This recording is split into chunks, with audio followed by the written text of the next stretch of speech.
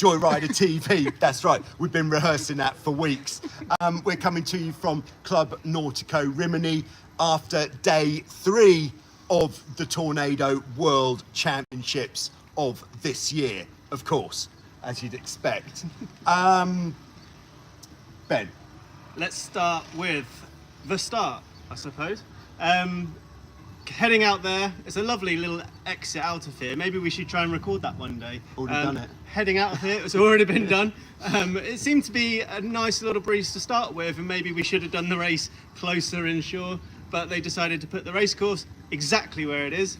And as we are waiting for the start, not too much of a wait this time, which was really nice because it is really hot here, unlike England, I suppose.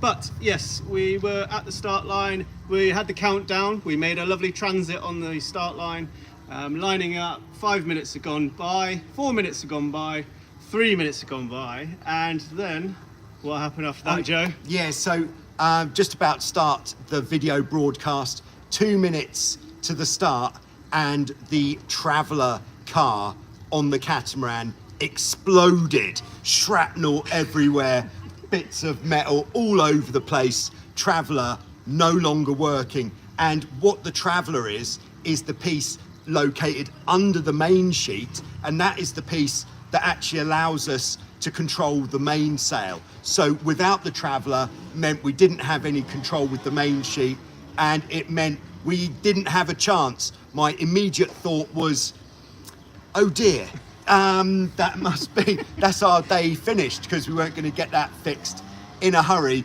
But we did do a repair, let's call it. Yeah. On the water, in a hurry, in a slight panic mode. Yeah, you'll be able to... But controlled. Yeah, definitely. You'll be able to see the exact method that was used for that repair in today's video, because fortunately we were taping at the time.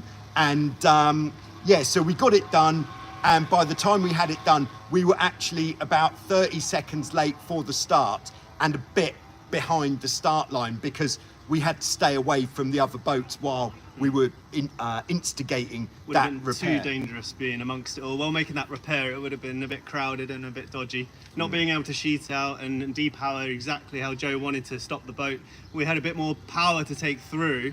So staying clear of that start line was our best option and safest option for everyone. But it did allow us, with that extra meterage behind, lack of time from behind, we managed to take a bit of advantage away with that, and tack early and head for the committee boat. Not directly at the committee boat, but past the committee boat end, which we've not been able to do all race because we've had such brilliant starts flying through. But with this being a bit offset, we had the advantage of going up against the tide to our advantage on the first leg. Yeah, so we just basically did a port start at the committee boat. Yeah, not one of your normal textbook manoeuvres, but it just, and the whole fleet was in front of us, so we kind of almost gamified. Oh, thanks very much, Ollie, for your donation. We'll spend that on lager. Thank you. On the new Traveller, actually. Yeah. Joe's not, I'm going to put it on the Traveller. Yeah, we'll spend it on the new Traveller. Traveller is repaired, by the way. Thank you very much to the Czech teams.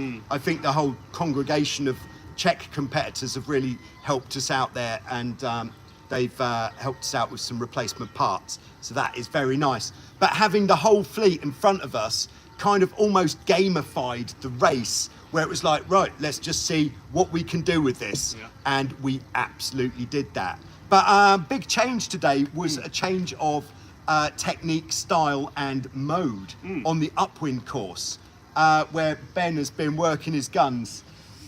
Yeah, I think leave a comment and see how you think our technique went. We've been mid-fleet, struggling a little bit with this light breeze, and trying anything we can was literally, let's pull those strings out, let's just have a little play around and tweak as much as we can and see what happens today. And I think that pulled off quite beneficial on our upwind leg especially, which was where we were lacking the previous days. So I decided to take the main sheet off of Joe. I had to sort of rip it off him a little bit, but he did give way, and we moved all of our weight way up on the forward hull as far as we could, almost falling off. But that really sort of pushed us upwind, and we held our own against other catamarans out there today. Yeah, so the weight further forwards just helped us to cut through this kind of short chop that we've got here, which has really been unsettling us throughout. But anyway, to cut so comment on the new technique, of course, after you've seen it in action. Hey, thanks very much, Russell, for your donation. That is also going to sponsor the new Traveller, which will now be called Ollie and Russell. Russell Rather than Ron Stan, it's Ollie Russell. Yeah. Thanks very much. Check out the video from the race and then let us know if you think that looks like it was working. It certainly felt like it was. So of course, our finishing position after race 1 wasn't what we'd hoped for, but I tell you what, it was a lot better than what it could have been. Yeah. And I think that is where we're going to leave race 1. Is that okay? Definitely. Race 2, same technique after it proved to be a very good method, and we really did feel our upwind boat speed and pointing ability and consistency was so much stronger with the new method that we engaged that almost right from the start. Real powerful start in the second race as well. But I just have to say, the Saltzman Austrian boat with the new OS3 sails, off the start line, it was like they were going twice as fast as everybody else because of those OS3 sails made by Thanos. Well done, Thanos. But next time, could you not give the competition these loaded weapons to use on the race course? For us to bring out for them. Yeah. Just rubs it in a little bit. Yeah, a little bit. But we felt it was going really well, the second race. It seemed at the end of the race that it was just going that little bit more very well for everybody else. Yeah. So the results, unfortunately today, have actually put us back in the rankings. Where are we sitting now, uncomfortably, Ben? 18th at the moment. 18th. But let's wish for more breeze. If we could just have another 4 knots, let's just give it 4 knots. We're not greedy, but if we had 4 knots, I think we would be competitive with the other really light classes. I mean, there are still people capsizing. I think today was the only day that the team that usually capsizes didn't capsize. So if they're capsizing in that breeze, that's quite interesting. But fair play to them. Yeah. First regatta in a tornado. It's only the world's. But if we could double trapeze, then we will certainly be moving up the fleet. It's been a long time not being on a trapeze. So we're just off now. Start editing today's footage because it's a full-time job. This racer slash correspondent slash everything else slash going for one. So we'll see you later with the race video from today.